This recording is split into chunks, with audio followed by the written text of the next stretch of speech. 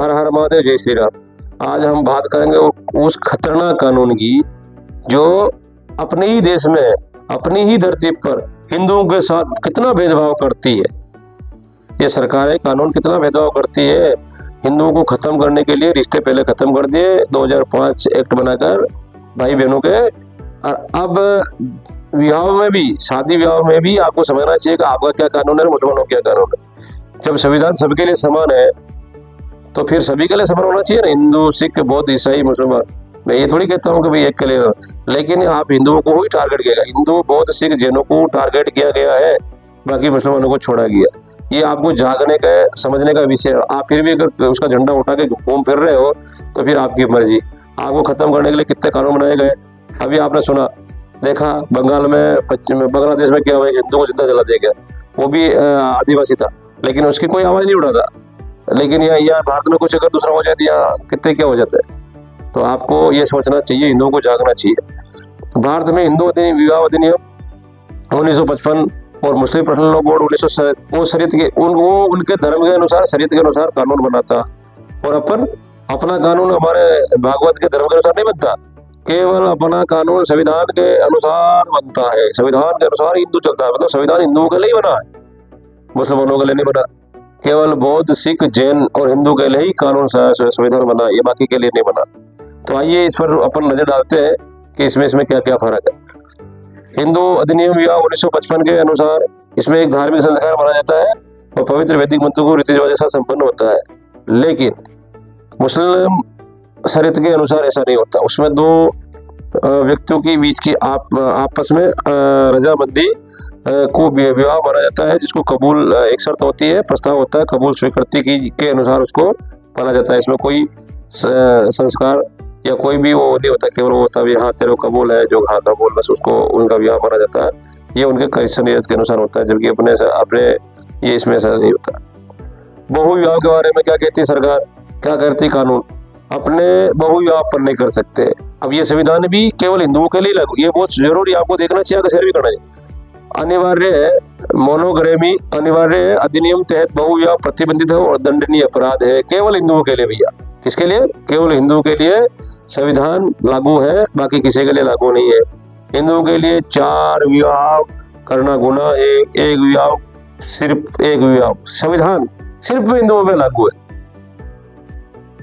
Minority पे नहीं, majority पे लागू है, माइनॉरिटी पे नहीं लागू। और उनके तहत, कानून के तहत, ये कानून के अनुसार वो पर्सनल मुस्लिम लॉ बोर्ड के अनुसार एक मोमेडन, एक मुसलमान 4 विवाह कर सकता है, 4 पत्नियां रखने की अनुमति देता है। अपने ही देश में अपना ही खाते, अपना ही बजाते, अपने देश में अपने को मूर्ख बनाकर राज करते हैं और कानून भी अपने ऊपर ही थोपते हैं। ये बहुत ही विशेष जानकारी का है और आपको जानना चाहिए। मैं जानकारी समय निकाल कर देता हूँ, तो आपको सीखना चाहिए, अपने बच्चों को बताना चाहिए कि भाई ये इतना फर्क रखा गया। अब तलाक में क्या होता है, तलाक के लिए विशिष्ट कानून आधार जैसे क्रूरता, व्यभिचार, परित्याग, निर्धारित केवल इसमें अदालत के माध्यम से ही प्राप्त किया जा सकता है। अब इसमें भी अपने लफड़े, अपना कानून सिर्फ अपने ऊपर थोपा गया। मतलब अपने अगर कोई लड़ाई झगड़ा पति पत्नी के बीच हो रहा है या क्रूरता हो रही है तो अपन को कानून के द्वारा ही तलाक मान्य हो जाएगा, लेकिन इनके ऐसा नहीं, इनके फोन में बोल देंगे तलाक तलाक तलाक हो जाएगा। ये कानून भी सिर्फ मोदी सरकार ने भी 3 तलाक को खत्म करके कानून इनके लिए बनाया है, लेकिन पहले यह कानून नहीं था। आज भी बहुत सारे फोन में तलाक दे देते हैं, वो भी ऐसे ही घूमती पड़ती है। और हमारे यहाँ छोटा सा भी कुछ हो जाए तो कानून तलाक, सरकार, तलाक शब्द भी उर्दू का ही है, हमारे इसमें तलाक होता ही नहीं, शादी विच्छेद होती ही नहीं।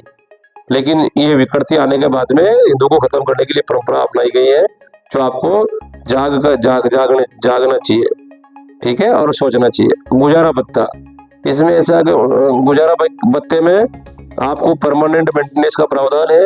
अगर वो चाहे तो हर महीने आपसे गुजारा भत्ता पत्नी ले। तो हम बात कर रहे थे विशेष विवाह अधिनियम 1954 और क्या क्या फर्क रखा सरकार ने। तो विशेष स्पेशल मैरिज एक्ट 1954 यानी 1954 के तहत हिंदुओं के साथ बहुत ही बिल्कुल पक्षपात हुआ है। उसके धर्म के अनुसार उसको इजाजत नहीं है, केवल संविधान हिंदुओं के लिए है, क्योंकि ये दयावान समाज है, बोली समाज है और बिल्कुल मतलब शेरों के हाथ बांध दिए गए हैं और गिद्धड़ों के हाथ खोल दिए गए, वो वाले कहावत है। तो इंटर रिलीजन मैरिज के लिए धर्मनिरपेक्ष कानून भी है, जिसके तहत किसी भी धर्म को के जोड़े बिना धर्म परिवर्तन के शादी कर सकते हैं। ये कानून सभी नागरिकों के लिए समान रूप से लागू होना चाहिए, लेकिन ये होता नहीं है। और बहुविवाह हिंदुओं में प्रतिबंधित है, लेकिन दूसरों में 4 विवाह की अनुमति है। कानूनी रक्षा, ये कानून भारतीय संविधान के तहत व्यक्तिगत कानून के रूप में मौजूद है, जो विभिन्न समुदायों के धार्मिक और सांस्कृतिक प्रथाओं को मान्यता अलग अलग प्रकार से देता है। ये आपको जानकारी होनी चाहिए। अब इसमें क्या भेद है? ये प्रावधान भारतीय कानून प्रणाली की धार्मिक विविधता की दर्शाते हैं। यह विधा प्रत्येक समुदाय के व्यक्तिगत कानून है, जबकि एक धर्मनिरपेक्ष विकल्प विशेष विवाह अधिनियम भी उपलब्ध है। ये केवल हिंदुओं के लिए है, ये आपको ध्यान रखने की बिल्कुल खुली छूट है। तो ये सब अगर भारत देश में संविधान तो सभी के लिए लागू होना चाहिए, केवल हिंदुओं के लिए संविधान, बाकी के लिए संविधान नहीं। इतना तू मेरे भाई सनातनियों याद रखना। हर हर महादेव, जय श्री राम। ठीक है, आगे अच्छा लगे तो कमेंट करना और आगे शेयर करना, और मिलते हैं अगली नई जानकारी के साथ।